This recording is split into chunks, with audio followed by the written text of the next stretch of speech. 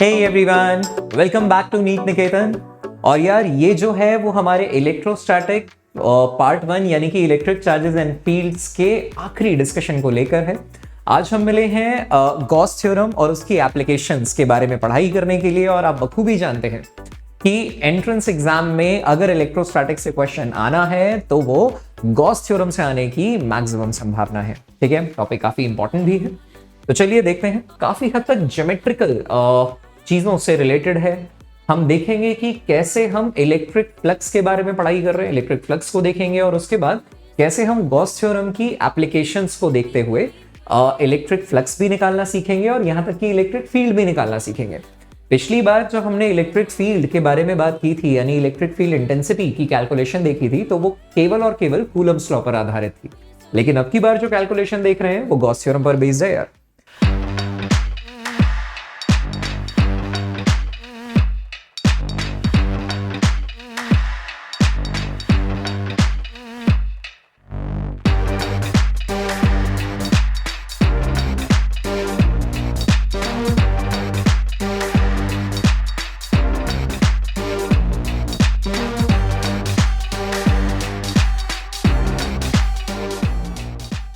चलिए डिस्कशन को देखते हैं। पहली बात, हम कॉन्सेप्ट पढ़ने वाले हैं इलेक्ट्रिक फ्लक्स का। तो यार इलेक्ट्रिक फ्लक्स जो होता है वो मैथमेटिकली या डेफिनेशन के आधार पे बात करें अगर, तो total number of electric field lines जो किसी गिवन सरफेस से परपेंडिकुलरली पास करती है वो इलेक्ट्रिक फ्लक्स बताती है उस सरफेस के थ्रू। और हम जानते हैं कि इलेक्ट्रिक फील्ड लाइंस तो इमेजिनरी कर्व्स होती हैं यार।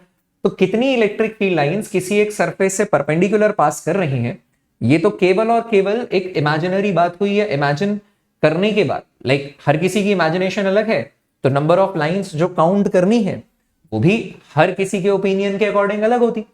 तो उसे कंसिस्टेंट बनाए रखने के लिए कि हम सब साथ मिलके जितने भी लोग पढ़ाई कर रहे हैं, सबकी इमेजिनेशन अलग होने पर भी किसी सरफेस के थ्रू पास करने वाली इलेक्ट्रिक फील्ड लाइंस जो परपेंडिकुलरली निकले वो एक ही जैसी होनी चाहिए, है ना। पर्सन टू पर्सन के ओपिनियन के बिहाफ पे वेरी नहीं करनी चाहिए। तो उसके लिए एक स्टैंडर्ड फॉर्मूला दिया गया है। पहले सिचुएशन देखते हैं और एक फिर फॉर्मूला।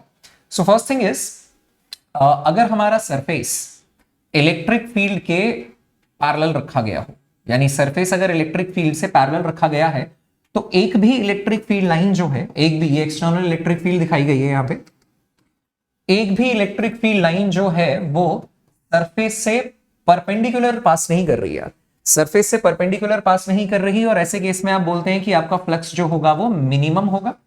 मिनिमम में कितना होगा बॉस? 0 होगा। क्योंकि अब कोई भी इमेजिन करे, कोई भी इलेक्ट्रिक फील्ड लाइन, सभी की सभी फील्ड लाइंस अगर पैरेलल टू द सरफेस जा रही है, तो कोई भी इलेक्ट्रिक फील्ड या उसका effect perpendicular to the surface तो मिलेगा ही नहीं, है ना। ठीक इसी तरीके से अगर मैं बात करूं कि अगर मेरा सरफेस ही इलेक्ट्रिक फील्ड के परपेंडिकुलर है, तो सारी की सारी फील्ड लाइंस जो होंगी, सारी की सारी फील्ड लाइंस नॉर्मली निकल रही हैं, परपेंडिकुलरली निकल रही हैं, तो यहां फ्लक्स मैक्सिमम होगा। मैक्सिमम में कितना होगा ये पढ़ना अभी बाकी है। लेकिन अगर हम पैरेलल या परपेंडिकुलर की बजाय किसी एक रैंडम एंगल पर बात करते हैं, तो हम ये कहते हैं कि क्योंकि इलेक्ट्रिक फील्ड अपने आप में एक वेक्टर क्वांटिटी है, अगर मैं इस सरफेस का एरिया वेक्टर डिफाइन करूं जो कि सरफेस से परपेंडिकुलर होगा, एन वेक्टर या एरिया वेक्टर की डायरेक्शन या सरफेस एरिया वेक्टर की डायरेक्शन में दिखाऊं, तो इलेक्ट्रिक फील्ड का एक कंपोनेंट, भाई मान लेते हैं कि दोनों वेक्टर, एरिया वेक्टर और एक्सटर्नल इलेक्ट्रिक फील्ड के वेक्टर के बीच का एंगल है थीटा। तो इलेक्ट्रिक फील्ड का एक कंपोनेंट सरफेस से परपेंडिकुलर होता जो होता ई कॉस थीटा, और एक कंपोनेंट सरफेस के पैरेलल होता जो होता ई साइन थीटा। लेकिन हमें किसमें इंटरेस्ट है? हमें इंटरेस्ट है परपेंडिकुलर कंपोनेंट में, क्योंकि परिभाषा के मुताबिक कॉन्सेप्ट ऑफ इलेक्ट्रिक फ्लक्स ये है कि electric flux phi is defined as, electric flux phi is defined as number of electric field lines, number of field lines. Electric field lines भी हो सकती हैं और मैग्नेटिक फील्ड लाइंस भी हो सकती हैं।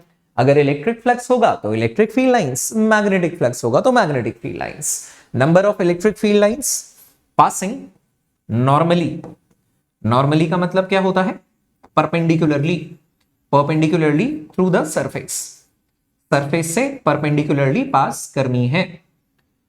तो ऐसी सिचुएशन में जो मैथमेटिकल फॉर्मूला दिया जाता है सबके रिजल्ट्स को कंसिस्टेंट रखने के लिए, वो दिया जाता है integration of E dot ds, integration of E dot ds। यदि आपका इलेक्ट्रिक फील्ड कांस्टेंट हो, अगर आपका इलेक्ट्रिक फील्ड कांस्टेंट हो, जैसा कि मैंने ऊपर डायग्राम में दिखाया है, equi space lines constant electric field को दर्शाती है, तो उसके बाद ये निकल कर आ जाता है E डॉट S, या ये निकल कर आएगा और mod E mod S cos theta, mod E mod S cos theta. जरा गौर से देखिएगा, अगर यहां पे एरिया वेक्टर दिखाया जाए तो वो n कैप या a कैप या s कैप ऐसे आएगा। इलेक्ट्रिक फील्ड और एरिया वेक्टर के बीच का एंगल है 90 डिग्री, और आप जानते हैं कि इस फॉर्मूले के मुताबिक भी cos 90 जीरो हो जाएगा, तो इसीलिए फ्लक्स मिनिमम और मिनिमम के साथ साथ जीरो था। यहां पे आप मॉड ई ए cos थीटा लिखेंगे और यहां पे फ्लक्स मैक्सिमम होगा, और फॉर्मूले के आधार पे ये फ्लक्स निकल कर कितना आएगा, फॉर्मूले के आधार पे ये निकल कर आएगा मॉड ई मॉड एस कॉस 0 डिग्रीज, यानी आंसर है E इंटू एस। ठीक है जी। फॉर क्लोज्ड सरफेसेस, ये तो सभी सरफेसेस के लिए है, ओपन के लिए भी और क्लोज्ड सरफेसेस के लिए भी। ठीक है, फॉर क्लोज्ड सरफेसेस पर्टिकुलरली अगर हम बात करें, आप नेट इलेक्ट्रिक फ्लक्स जो लेते हैं वो इंटीग्रेशन की बजाय क्लोज्ड इंटीग्रेशन, ये रिंग का मतलब क्या है, closed integration of E dot ds लेते हैं। ओपन सरफेसेस के लिए पॉजिटिव और नेगेटिव फ्लक्स का कोई मतलब नहीं होता, कोई सिग्निफिकेंस नहीं होता, मगर अगर आपका net electric flux closed surface के थ्रू है तो अगर तो ये पॉजिटिव आता है तो इसका मतलब होता है outward flux, net field lines जो है वो बाहर की तरफ जा रही हैं, और अगर ये नेगेटिव आता है तो इसका मतलब होता है इनवर्ड फ्लक्स, यानी इफेक्टिवली जो इलेक्ट्रिक फील्ड लाइंस है वो सरफेस से अंदर आ रही है। ठीक है, ओपन सरफेसेस के लिए आप पॉजिटिव नेगेटिव नहीं पढ़ते हैं, मगर क्लोज सरफेसेस के लिए पॉजिटिव और नेगेटिव का बहुत ही इंपॉर्टेंट रोल है। पॉजिटिव फ्लक्स का मतलब है नेट फील्ड लाइंस जो होती हैं वो बाहर की तरफ जा रही हैं, नेगेटिव का मतलब है कि अंदर की तरफ आ रही हैं। ठीक है, चलिए सवाल देखते हैं कुछ। पहला सवाल, एक स्क्वायर सरफेस है जिसका साइड लेंथ L मीटर है, that is in the plane of the paper. Diagram आपके सामने है, और सपोज कीजिए ये एंगल यहां पर जो दिया गया है ये थीटा एंगल दिया गया है।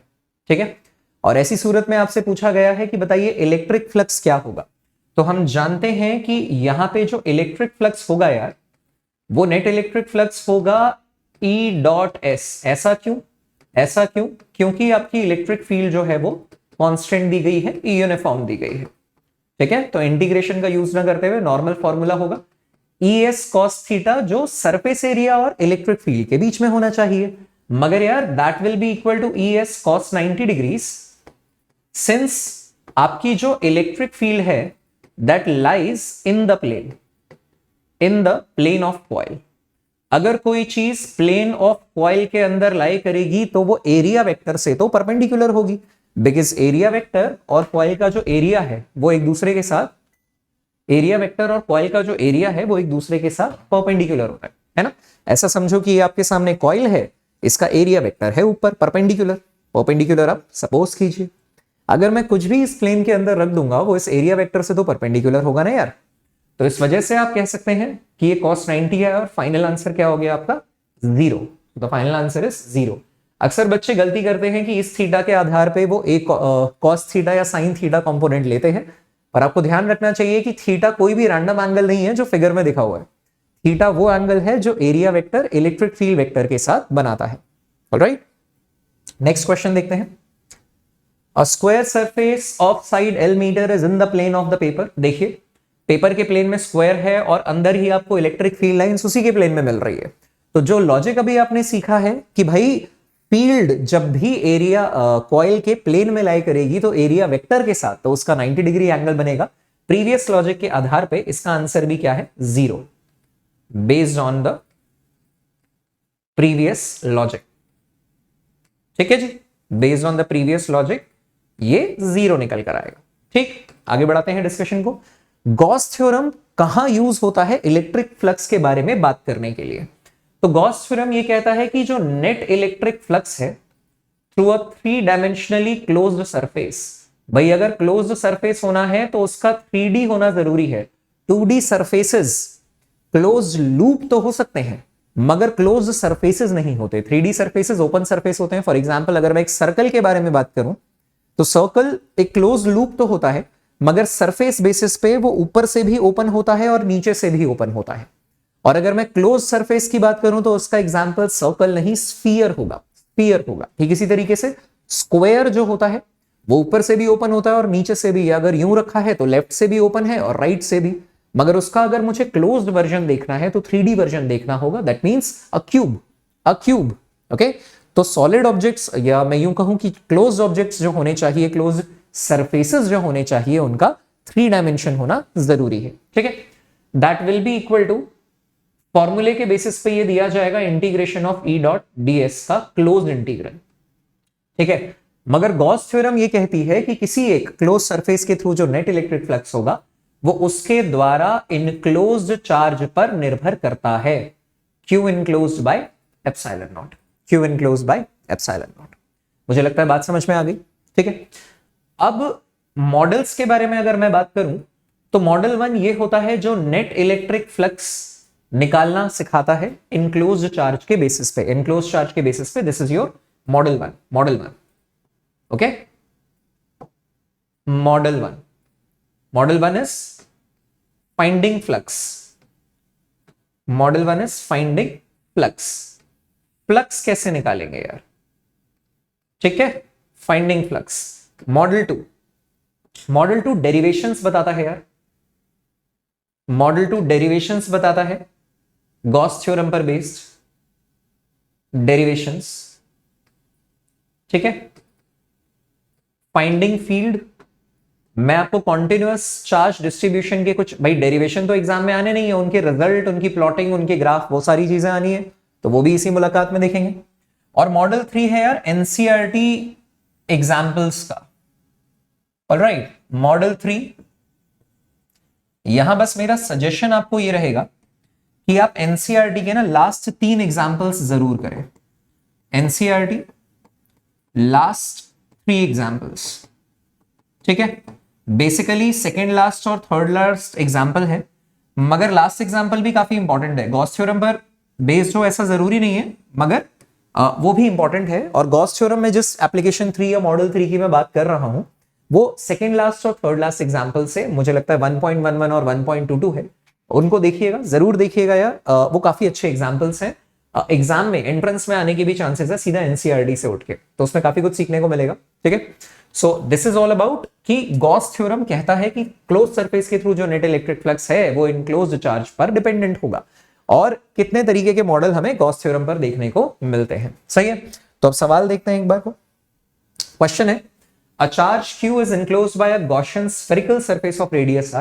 If the radius is doubled, then the net outward flux will be net electric flux will be. देखो एक बार, अगर मैं बात करूं कि यहां पर मेरा प्लस क्यू चार्ज इनक्लोज्ड है और आपका गॉसियन सरफेस जो है वो आर रेडियस का है। ठीक है, तो इनक्लोज्ड चार्ज कितना है? Plus Q. ठीक है, अगर मैं इस रेडियस को डबल करके 2r कर दूं तो क्या इनक्लोज्ड चार्ज की वैल्यू बढ़ जाएगी यार? क्या इनक्लोज्ड चार्ज बढ़ेगा या घटेगा? नहीं, इनक्लोज्ड चार्ज तो अभी कितना रहेगा? इतना ही रहेगा। तो अगर हम बोलें कि शेयर फ्लक्स फाइनल जो है that will be equal to Q enclosed finally by epsilon naught. अब क्योंकि यहां पे ये जो Q इनक्लोज्ड फाइनल है that is equal to the Q enclosed initially that is plus Q, क्योंकि ये अभी भी उतना ही चार्ज इनक्लोज कर रहा है, इसका मतलब क्या हम ये बोले कि फाइनल फ्लक्स भी किसके बराबर होगा बॉस? इनिशियल फ्लक्स के बराबर होगा, यानी कि फ्लक्स में किसी प्रकार का कोई परिवर्तन नहीं आएगा। इसका मतलब गॉसियन सरफेस का शेप साइज मैटर नहीं किया, प्रोवाइडेड इनक्लोज्ड चार्ज जो है वो बिल्कुल सेम हो। इसका मतलब that will remain the same. लेकिन इस सवाल में ना थोड़ी सी मॉडिफिकेशन है, तो जरा ध्यान से समझिएगा। Modified version, modified problem. मैं ये कहूंगा कि यदि कि यदि आप साइज को डबल कर रहे हैं और इनक्लोज्ड चार्ज एक पॉइंट पे कॉन्सेंट्रेटेड है, तो गॉसियन सरफेस का साइज छोटा लेके बड़ा, शेप स्फीयर हो या क्यूब या क्यूबॉइड, व्हाटएवर इट इज, ठीक है, 3 डायमेंशनल शेप, क्लोज शेप होनी चाहिए।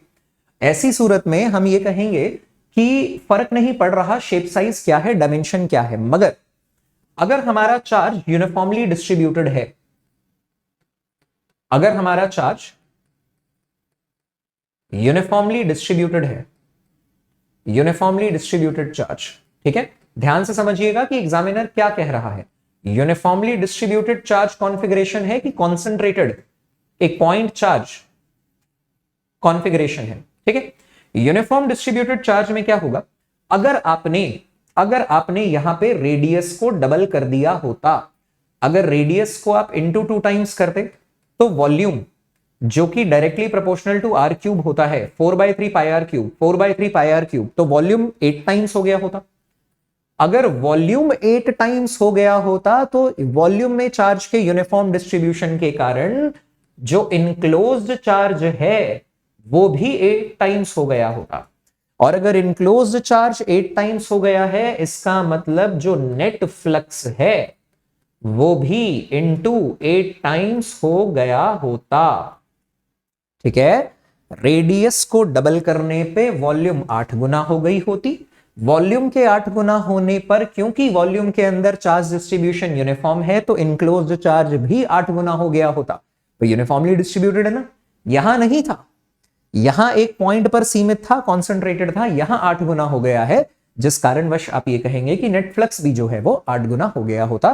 तो ध्यान रखिएगा कि यही पी/क्यू रिपीट हो रहा है या इसका एक मॉडिफाइड वर्जन है। क्वेश्चन को रश में खुश होकर रश में बाईपास नहीं करना है, पढ़ना है कि सिचुएशन एग्जैक्टली क्या दे रखी है। डिस्कशन को आगे बढ़ाते हैं। A hollow cylinder has a charge q coulomb within it if phi is the electric flux in units of voltmeter, volt metre, जैसे न्यूटन पर कूलम, न्यूटन पर कूलम मीटर स्क्वायर यूनिट होती है electric flux की, उसी तरीके से volt into metre, volt metre भी यूनिट होती है इलेक्ट्रिक फ्लक्स की। With curved surface B the flux linked with the plane surface A, आपसे पूछा गया है, सिचुएशन को थोड़ा सा डायग्रामेटिकली समझते हैं। हमसे कहा गया है कि ये सिलेंडर है, सिलेंडर जो है सॉलिड हॉलो सिलेंडर है, इसके अंदर कहीं कोई चार्ज क्यू पड़ा है, कहीं भी, जरूरी नहीं है कि बीचों बीच पड़ा हो, ये इनक्लोज्ड है, इसके अंदर पड़ा हुआ है। ये सिलेंडर 3 तरीके के सरफेसेस से मिलकर बना है, इसमें 2 हैं प्लेन सरफेसेस, प्लेन सरफेसेस, इनका नाम है ए, इनका नाम है सरफेसेस ए, और ये है कर्व्ड सरफेस, है ना, सिलेंडर का कर्व्ड पार्ट जो है ये कर्व्ड सरफेस है, और इसे दर्जा दिया गया है सरफेस बी का, ठीक है, कर्व्ड सरफेस बी। आपसे कहा गया है इलेक्ट्रिक फ्लक्स जो है कर्व्ड सरफेस बी के थ्रू वो फाई है, फाई दिया गया है, आपको बताना है फ्लक्स लिंक्ड सरफेस ए के थ्रू कितना होगा। तो क्या मैं ऐसा बोल सकता हूं यहां पर, हियर जो भी मेरा नेट इलेक्ट्रिक फ्लक्स होगा वो flux through surface A plus flux through surface B plus वापस से फ्लक्स थ्रू सरफेस ए, क्योंकि 2 सर्कल है और एक कर्व्ड है, 2 सर्कल है एंड पे और एक कर्व्ड है, ये कुल मिला के enclosed charge by epsilon naught होगा। यहां से आप लिख सकते हैं twice of flux through A plus flux through B जो है बॉस वो फाई दिया है क्वेश्चन में, इनक्लोज्ड चार्ज क्यू है, ये एप्सिलॉन नॉट आ गया। देखिए फ्लक्स को उधर भेजा और 2 से डिवाइड किया तो फ्लक्स थ्रू ए जो है वो 1/2 Q by epsilon naught minus phi निकल कर आया है, 1/2 half of total Q by epsilon naught minus phi निकल कर आया है। तो ये रहा ऑप्शन बी आपका बिल्कुल सही जवाब, ठीक है, ऑप्शन बी आपका बिल्कुल सही जवाब है। मुझे लगता है बात समझ में आ गई होगी। चलिए डिस्कशन को थोड़ा सा और आगे बढ़ाते हैं। A point charge plus q is placed at the center of a cube of side length l, एक क्यूब के सेंटर पे जिसका साइड लेंथ l है, एक सेंटर पे पॉइंट चार्ज प्लस q पड़ा है। The electric flux emerging from the cube, देखिए अभी हमने सीखा था अगर चार्ज इनक्लोज्ड है तो गॉसियन सरफेस का शेप साइज मैटर नहीं करता, irrespective of shape and size of Gaussian surface, shape and size of Gaussian surface, आपका जो इलेक्ट्रिक फ्लक्स होगा वो हमेशा ही Q enclose by epsilon not आएगा, प्रोवाइडेड चार्ज इनक्लोज होना चाहिए। सेंटर पे रखा है तो फॉर श्योर इनक्लोज होगा बाय एप्सिलॉन नॉट। इसमें एल लेंथ का कोई रोल नहीं है। तो आंसर कितना निकल कर आ गया है यार? Q enclose by epsilon naught, Q enclose by epsilon not. ठीक है जी। अगर आप इलेक्ट्रिक डाइपोल की प्लेसिंग करते, अगर आपने इलेक्ट्रिक डाइपोल रखा होता, if electric dipole is kept inside the Gaussian surface, then आप ये बोलेंगे कि फ्लक्स जो होगा वो Q enclose by epsilon naught होगा, मगर इलेक्ट्रिक डाइपोल का मतलब है कि प्लस Q भी उतना ही है, माइनस Q भी उतना ही। तो ये आंसर क्या निकल कर आया? 0। सही है। तो शेप और साइज गॉसियन सरफेस की मैटर नहीं करेगी, केवल और केवल इनक्लोज चार्ज मैटर करेगा। लेकिन अगर रखी इलेक्ट्रिक डाइपोल दिया तो ऐसी केस में आंसर कितना निकल कर आएगा? 0 निकल कर आएगा। सही है, क्योंकि नेट चार्ज 0 होता है बॉस। जितना आउटगोइंग फ्लक्स होगा उतना ही इनकमिंग फ्लक्स भी होगा। चलिए आगे बढ़ाते हैं डिस्कशन को। अ charge Q microcoulomb is placed at the center of the Q. The flux coming out from any surface will be, तो I will say any face। इसका मतलब क्या होगा? any face से होगा, फेस से। जिस फेस से मेरा मतलब है वो फेस है स्क्वायर फेस। ठीक है, every face acts as a square. और कितने फेसेस होते हैं boss? And overall 6 faces, 6 faces. ठीक है, इसको थोड़ा सा विजुअलाइज करने की कोशिश करते हैं। अगर मैं सेंटर पे कोई चार्ज रखूं प्लस Q, तो सेंटर पे चार्ज रखने का मतलब है कि वो नीचे वाले सरफेस से हाफ लेंथ ऊपर है, ऊपर वाले सरफेस से हाफ लेंथ नीचे, लेफ्ट सरफेस से हाफ लेंथ राइट है, राइट सरफेस से हाफ लेंथ लेफ्ट, आगे वाले सरफेस से हाफ लेंथ पीछे है और पीछे वाले सरफेस से हाफ लेंथ आगे। इसका मतलब most symmetric point centre of the cube पे आपने यदि चार्ज को रखा है तो उस चार्ज के कारण 6 के 6 फेसेस से निकलने वाला फ्लक्स बखूबी बराबर होना चाहिए। तो हम क्या बोलेंगे? हम यहां पर बोलेंगे शेयर जो नेट फ्लक्स है that is equal to Q enclosed by epsilon naught irrespective of shape and size। Net flux को आप लिख सकते हैं 6 times flux through each face और एनी फेस, सब फेसेस के थ्रू बराबर होगा। That is plus Q microcoulomb, तो 10 to the power -6 by epsilon naught. इसका मतलब फ्लक्स थ्रू एनी फेस कितना निकल कर आ गया यार? फ्लक्स थ्रू एनी सरफेस निकल कर आ गया Q into 10 to the power -6 by 6 epsilon naught. Q into 10 to the power -6 by 6 epsilon naught। Option is absolutely correct. मुझे लगता है बात समझ में आ गई होगी कि करना क्या है ना? डन डना डन डन। आगे बढ़े। चलिए अगला सवाल। A charge Q is placed at the corner of a cube। Corner atom का कंट्रीब्यूशन केमिस्ट्री याद है? सॉलिड स्टेट, एक कॉर्नर जो होता है वो 8 क्यूब से शेयर होता है यार। तो कॉर्नर एटम का कंट्रीब्यूशन कितना होता है? 1/8। Electric flux through all the 6 faces of the cube. तो क्या हम ऐसा बोल सकते हैं कि नेट इलेक्ट्रिक फ्लक्स जो होगा that will be equal to Q enclose by epsilon naught. लेकिन कॉर्नर एटम का जो कंट्रीब्यूशन है वो 1/8 होता है, तो Q/8 by epsilon naught that is equal to Q/8 epsilon naught, 8 epsilon naught. और ये जो फ्लक्स है any cube through the complete cube, all surfaces के थ्रू जो फ्लक्स है वो Q/8 एप्सिलॉन नॉट है। इसमें थोड़ा सा मॉडिफिकेशन मैं डालने की कोशिश करता हूं। मॉडिफाइड प्रॉब्लम्स पढ़ाते हैं आपको। क्या है भाई? हम ये तो देखते ही हैं कि कौन कौन से इंपॉर्टेंट सवाल आते हैं, पर हम ये भी देखते हैं कि कौन कौन से और इंपॉर्टेंट सवाल आ सकने की संभावना है। तो देखते हैं। और आपसे क्या पूछा होता? आपसे पूछा जाता कि फ्लक्स थ्रू ईच सरफेस बताइए कितना है। फ्लक्स थ्रू ईच सरफेस बताइए कि कितना है। तो इसका रॉन्ग वर्जन ऑफ सॉल्यूशन क्या है? बच्चे कहते हैं कि सर अभी आपने पिछले क्वेश्चन में सिखाया कि 1/6 करना है, 1/6 करना है, यानी net flux through any cube जो होगा that will be 6 times flux through any face है, and that will be equal to Q enclosed by epsilon naught which can be written as Q/8 by epsilon naught. तो यार यहां से आप flux through any face क्या बोल सकते हैं? दैट विल बी 8 into 6, तो ये आ जाएगा Q/48 एप्सिलॉन नॉट। पर ध्यान रखिए ये गलत है। ध्यान रखिएगा, ये गलत रिजल्ट है, गलत है, ठीक है। गलत क्यों है पहले तो वो समझिए। पिछले सवाल में अभी अच्छा खासा समय देके मैंने आपको बताया कि ये प्लस क्यू चार्ज जो है ये मोस्ट सिमेट्रिक पॉइंट पर था, तो इसकी वजह से सभी फेसेस के थ्रू निकलने वाले फ्लक्स का जो मैग्नीट्यूड होगा वो सेम होगा। लेकिन अगर आप इस पर्टिकुलर सवाल के बारे में बात करें जो मॉडिफाइड वर्जन है, यहां पे क्यू चार्ज को आपने कॉर्नर पे रखा है, तो कॉर्नर पे रखने से क्या होगा सर, हम बोलेंगे कि दो कैटेगरी ऑफ सरफेसेस एग्जिस्ट कर रहे हैं। एक तो कैटेगरी ये है जिसके कॉर्नर पे चार्ज पड़ा हुआ है, और यहां अगर मेरा चार्ज प्लस क्यू पड़ा है तो इसके कारण जो इलेक्ट्रिक फील्ड लाइंस होंगी वो सरफेस के होंगी पैरेलल, सरफेस के होंगी पैरेलल, ठीक है। ऐसी सूरत में आप बोलेंगे कि टाइप वन वाले जो थ्री सरफेसेस हैं, टाइप वन वाले जो थ्री सरफेसेस हैं, इनमें इलेक्ट्रिक फील्ड सरफेस से परपेंडिकुलर नहीं, नॉर्मल नहीं, पैरेलल एग्जिस्ट कर रही है, तो ये जीरो होंगे, तो ये जीरो होंगे।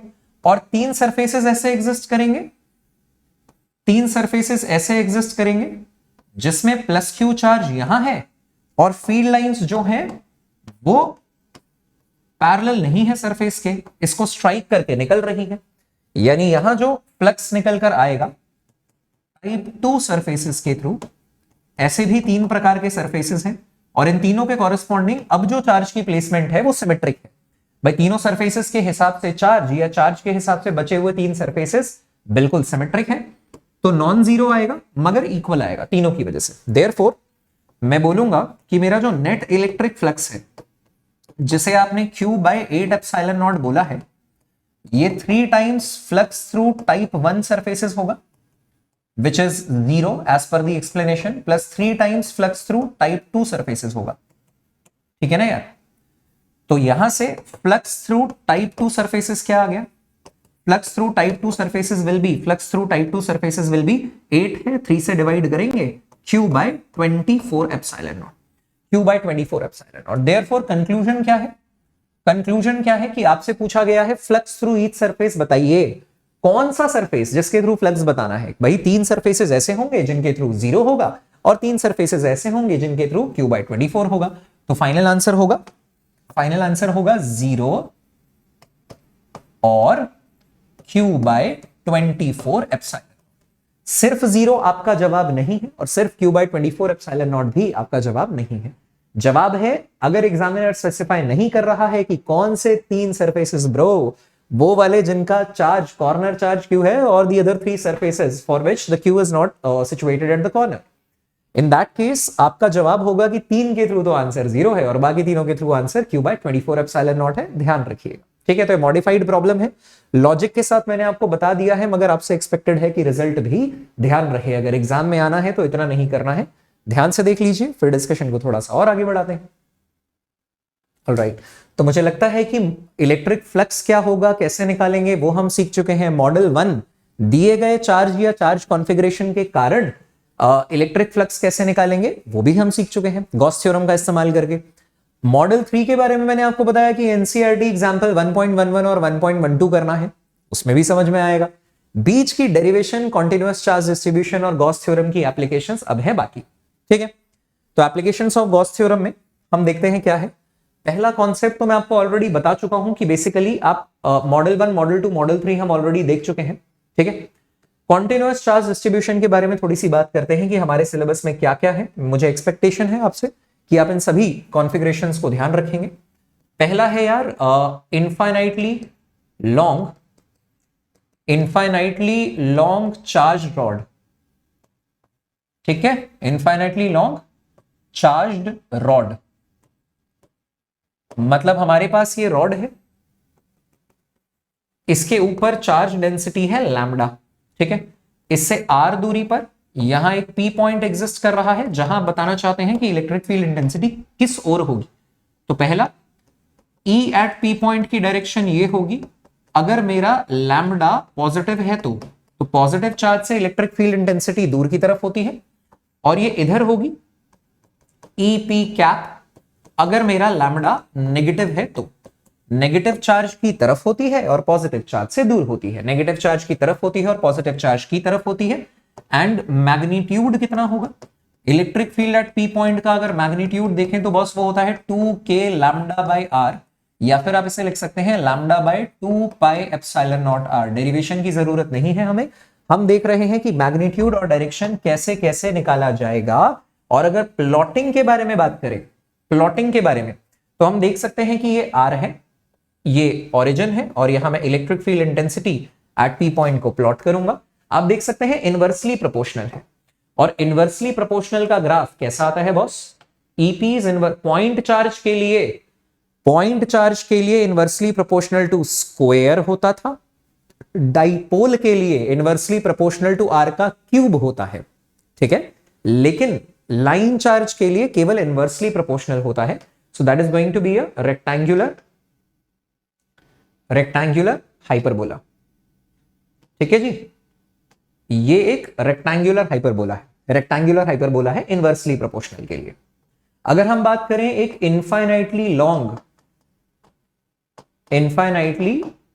लॉन्ग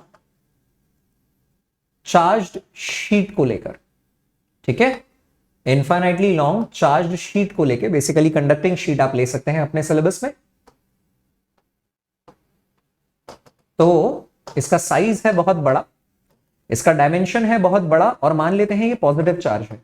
तो अगर पॉजिटिव चार्ज है तो यहां से आर दूरी पर अगर कोई पी पॉइंट एग्जिस्ट कर रहा है, तो पॉजिटिव चार्ज के कारण इलेक्ट्रिक फील्ड जो होगी वो उससे दूर होगी, नेगेटिव होता तो उसकी तरफ होती। और ये जो इलेक्ट्रिक फील्ड है इसकी वैल्यू निकल कर आती है सिग्मा बाय 2 एप्सिलॉन नॉट, जहां पे सिग्मा क्या होता है बेटा? Surface charge density. लाइन के केस में लीनियर चार्ज डेंसिटी है, ये लैम्डा क्या है? Basically linear charge density, charge per unit length, okay, linear charge density, charge per unit length. और यहां अगर हम बात करें तो ये है सरफेस के ऊपर चार्ज का distribution, so that's surface charge density. और इस एक्सप्रेशन के बारे में खास बात यह है कि ये डिस्टेंस इंडिपेंडेंट निकल कर आता है। मतलब अगर ये आर दूरी शीट के डायमेंशंस के मुकाबले में काफी छोटी है, अभी आप इसे इनफाइनाइट शीट बोल रहे हो, तो ये वाला रिजल्ट डिस्टेंस इंडिपेंडेंट आता है, यानी दूरी के साथ इलेक्ट्रिक फील्ड वेरी ही नहीं करेगी, दूरी के साथ इलेक्ट्रिक फील्ड वेरी ही नहीं करेगी। तो अगर प्लॉट देखने की कोशिश करें बॉस, तो आप ये कहेंगे कि ये प्लॉट है भाई constant sigma bye 2 epsilon naught, और ये बिल्कुल सीधा जा रहा है। सही है, मुझे लगता है बात समझ में आ गई होगी। लाइन के बारे में क्या है, पॉइंट के बारे में क्या है, और एक खास बात, इनफाइनाइट कॉन्फ़िगरेशंस की वजह से potential at any point defined नहीं होगा। क्यों नहीं होगा, अभी इस तक की जानकारी जरूरी नहीं है। इलेक्ट्रिक पोटेंशियल, वैसे भी वो अगले चैप्टर का पार्ट है, electric potential V eight any point,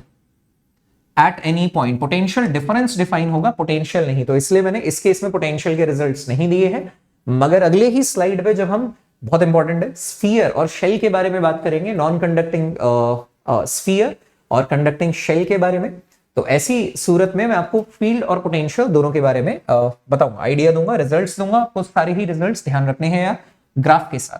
so electric potential at any point is not defined due to infinite size, चाहे वो इनफाइनाइट लेंथ हो या इनफाइनाइट लार्ज एरिया हो, इनफाइनाइट साइज्ड चार्ज कॉन्फ़िगरेशंस, ठीक है जी। तो इसीलिए रिजल्ट आपको याद नहीं रखने, ठीक, पोटेंशियल के रिजल्ट निकलेंगे ही नहीं इनके लिए, तो केवल फील्ड के रिजल्ट्स याद रखने हैं, ठीक है। तो इस बात को ध्यान रखना यार, एक बार स्क्रीनशॉट ले लो, चाहो तो रिवीजन में काम आएगा।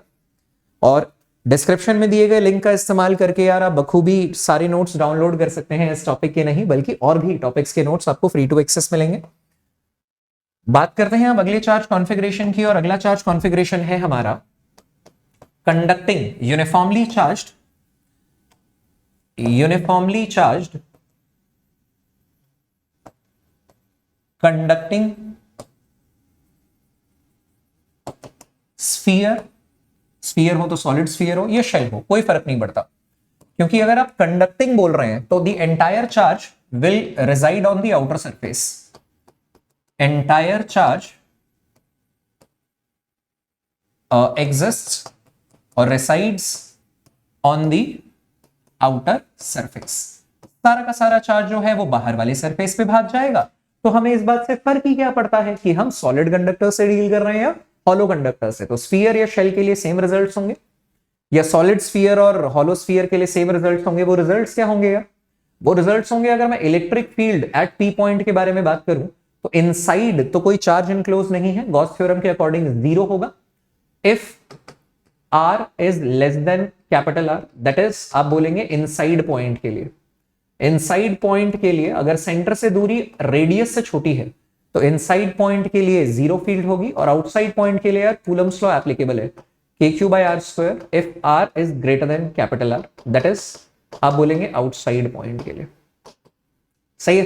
तो हम ये बोल सकते हैं कि अगर इलेक्ट्रिक फील्ड P पॉइंट पे हो R के साथ, राइट, तो आप बोलेंगे कि अंदर तो जीरो है, अंदर तो जीरो है, ठीक है, अंदर तो जीरो है, और इसके बाद ये इनवर्स रिलेशन शो कर रहा है, अंदर जीरो है और इसके बाद इनवर्स रिलेशन शो कर रहा है। तो आप इसे पार्ट ऑफ रेक्टेंगुलर हाइपरबोला बोलना अवॉइड करेंगे, क्योंकि रेक्टेंगुलर हाइपरबोला तो यार इनवर्सली प्रोपोर्शनल टू आर में आता है, ये इनवर्सली प्रोपोर्शनल टू स्क्वायर है। सही है, बात समझ में आई। और अगर पोटेंशियल का खेल देखें तो पोटेंशियल एट पी पॉइंट, अंदर का रीजन इक्विपोटेंशियल होता है बॉस, अंदर वाला रीजन इक्विपोटेंशियल होता है, क्योंकि इलेक्ट्रिक फील्ड एग्जिस्ट नहीं कर रही तो पोटेंशियल में कोई परिवर्तन नहीं आएगा। आप समझ पा रहे हैं मैं ऐसा क्यों बोल रहा हूं? क्योंकि पोटेंशियल, हायर पोटेंशियल से लोअर पोटेंशियल ही इलेक्ट्रिक फील्ड एग्जिस्ट करता है। तो अंदर है KQ/R where R is radius, तो यही पोटेंशियल होता है सेंटर पे, यही पोटेंशियल होता है सरफेस पे, और यही पोटेंशियल होता है एट एनी इनसाइड पॉइंट। लेकिन अगर मैं बाहर के बारे में बात करूं, आउटसाइड के लिए तो KQ/R यानी कूलम्स लॉ से डिराइव्ड फॉर्मूला एप्लीकेबल है, if R is greater than equal to capital R।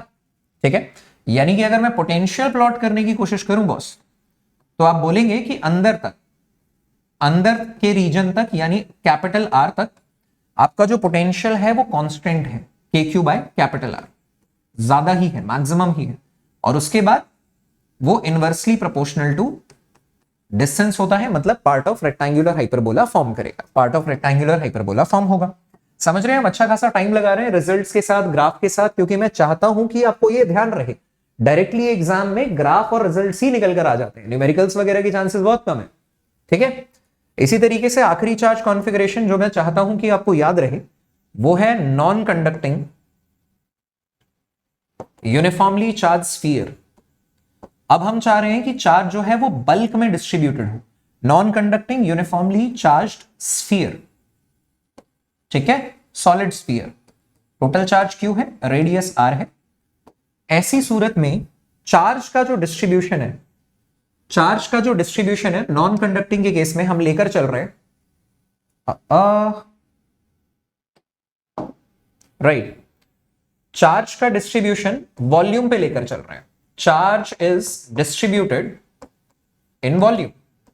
और अगर चार्ज डिस्ट्रीब्यूटेड है वॉल्यूम में, अगर चार्ज डिस्ट्रीब्यूटेड है वॉल्यूम में तो क्या होगा?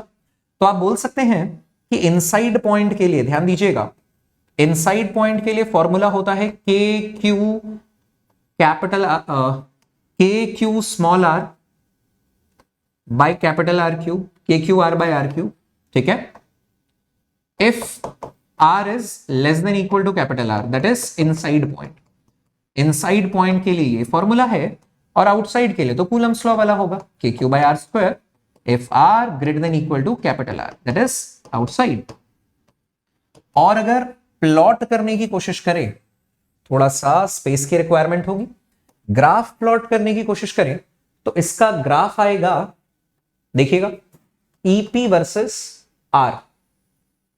तो till R equal to capital R आपका स्ट्रेट लाइन ग्राफ आएगा, till R equal to capital R आपका straight line graph passing from the origin आएगा, क्योंकि भाई डायरेक्टली प्रोपोर्शनल है, डायरेक्टली प्रोपोर्शनल टू R है इनसाइड में, और आउटसाइड में इनवर्सली प्रोपोर्शनल टू R² है, तो दिखेगा रेक्टेंगुलर हाइपरबोला जैसा, मगर होगा नहीं, क्योंकि वो तो इनवर्सली प्रोपोर्शनल में होता है।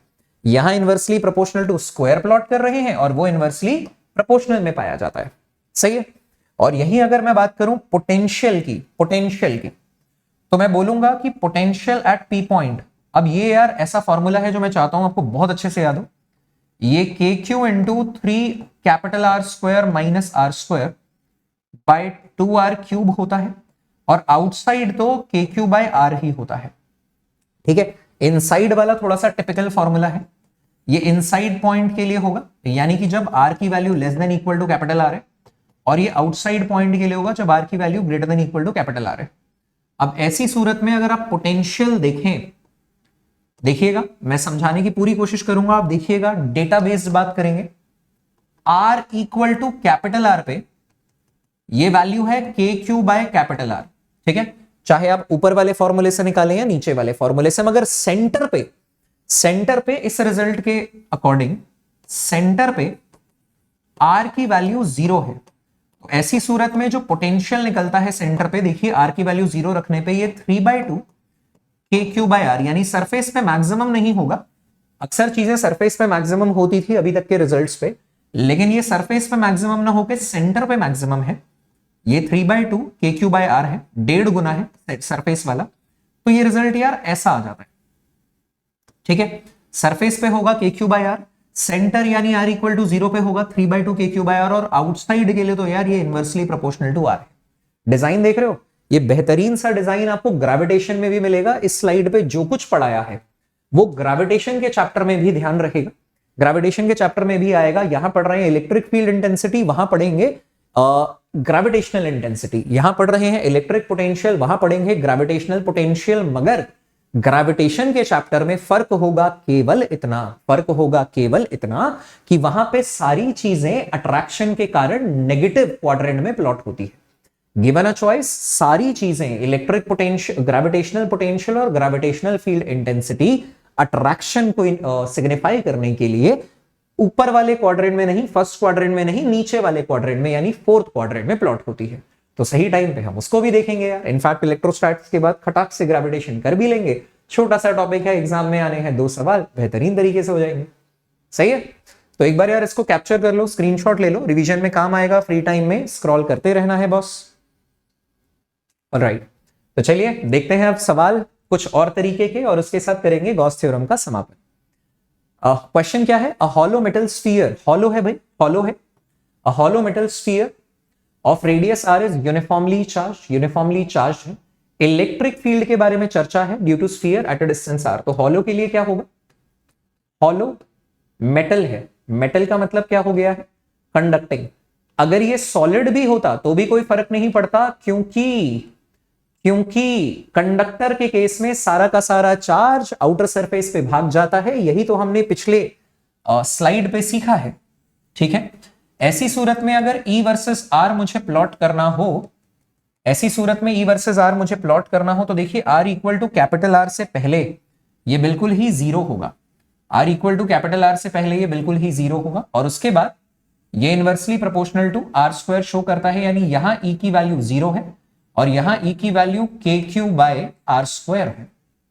सही है, तो देखिए आपसे क्या कहा जा रहा है, करेक्ट ऑप्शन आपको चूज करना है। चारों ऑप्शंस आप रीड कर सकते हैं वीडियो को पॉज करके, मैं बता दे रहा हूं सही जवाब कि 0 है जब तक R लेस देन R है, और decreases as R increases for R greater than R। 0 as R increases for R less than R, increases, अच्छा उसके बाद तो डिक्रीज कर रहा है, अंदर तक 0 है भाई, कैपिटल R से छोटा 0 है, लेकिन उसके बाद जैसे जैसे आप R बढ़ाएंगे वैसे वैसे फील्ड की जो इंटेंसिटी है, इलेक्ट्रिक फील्ड इंटेंसिटी, वो घटती चली जाएगी। यही option same as for gravitational field intensity, यही ऑप्शन ग्रेविटेशनल फील्ड इंटेंसिटी के लिए भी होगा of a hollow sphere, of a hollow shell sphere. या हॉलो स्फीयर को ही क्या बोला जाता है? शेल बोला जाता है। शेल के साथ हॉलो लगाना जरूरी नहीं है, शेल का अपने आप ही मतलब क्या हो गया? हॉलो। सिलिंड्रिकल शेल का मतलब हॉलो सिलेंडर, कॉनिकल शेल का मतलब हॉलो कोन, स्फेरिकल शेल का मतलब हॉलो स्फीयर। सही है, तो शेल बोले या हॉलो स्फीयर बोले एक ही बात है, जवाब आपके सामने है। अभी ये हमने सीखा भी था, बस प्रैक्टिस हो जा रही है हमारी कि देखिए इस तरीके के सवाल आते हैं, पर रिजल्ट्स बहुत इंपॉर्टेंट है boss. two parallel infinite line charges with linear charge density plus lambda and minus lambda are placed at a distance of 2r in space। जो कह रहा है वो सुन लेते हैं। ये कह रहा है कि ये प्लस लैम्डा है बॉस, इनफाइनाइट है, ठीक है, और पैरेलली हमने रखा है एक माइनस लैम्डा और ये भी इनफाइनाइट है, ठीक है, और दोनों के बीच की सेपरेशन दे रखी है 2r। What is the electric field midway between the two line charges? आपसे पूछा गया है कि यहां P पॉइंट है जो दोनों से R दूरी पे, ठीक है, यहां पे इलेक्ट्रिक फील्ड कितनी होगी, ठीक है, इलेक्ट्रिक फील्ड इंटेंसिटी। तो क्या मैं बोल सकता हूं कि electric field intensity positive charge से दूर की तरफ होती है कितनी, 2k lambda by D perpendicular which is R, और नेगेटिव चार्ज की तरफ होगी, पॉजिटिव चार्ज धकेलेगा और नेगेटिव चार्ज आकर्षित करेगा रखे गए यूनिट पॉजिटिव टेस्ट चार्ज को। तो ये भी क्या हो गया 2k लैम्डा बाय आर। तो 2k lambda by r plus 2k lambda by r, E P जो आया वो आया 2k lambda by r plus 2k lambda by r, capital are है, कैपिटल आर है।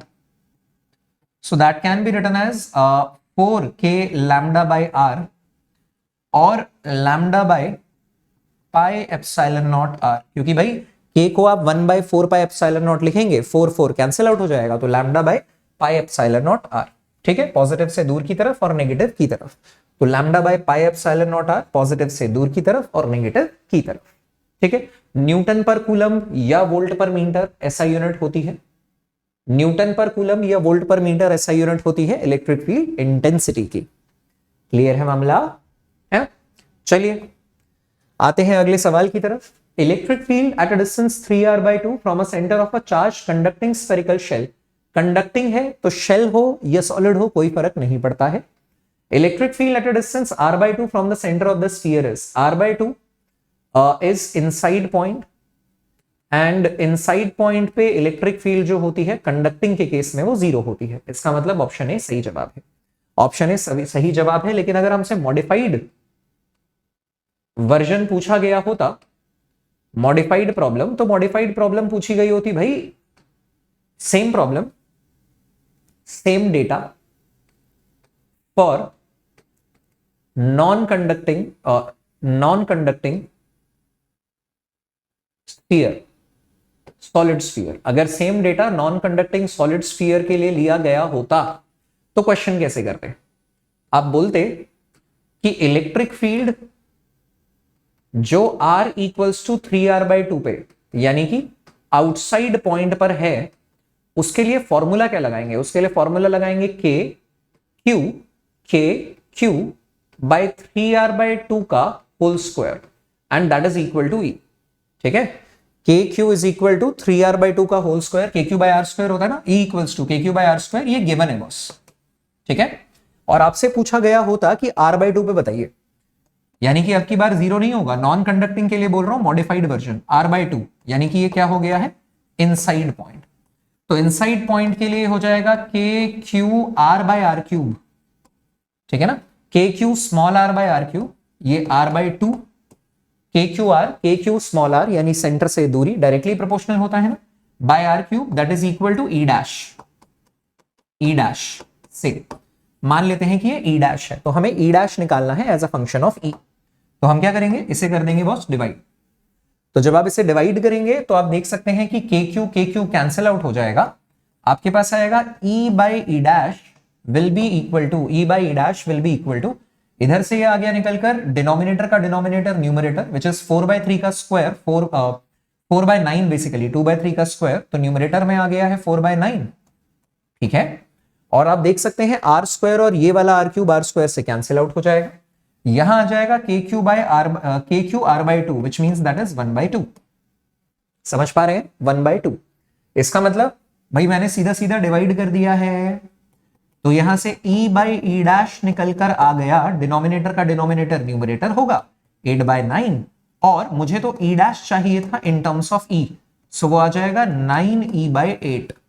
ई डैश कितना निकल कर आ जाएगा 9e/8, 9e/8 ये वैल्यू निकल कर आएगी अगर इस मॉडिफाइड वर्जन की बात करें तो, मॉडिफाइड प्रॉब्लम की बात करेंगे तो, ठीक है। कि अगर सेम क्वेश्चन नॉन कंडक्टिंग के लिए पूछा गया होता बाहर वाली फील्ड देके अंदर वाली फील्ड पूछते या अंदर वाली फील्ड बाहर की टर्म्स में पूछते, तो ध्यान रखिए दोनों के फॉर्मूले अलग अलग होते हैं।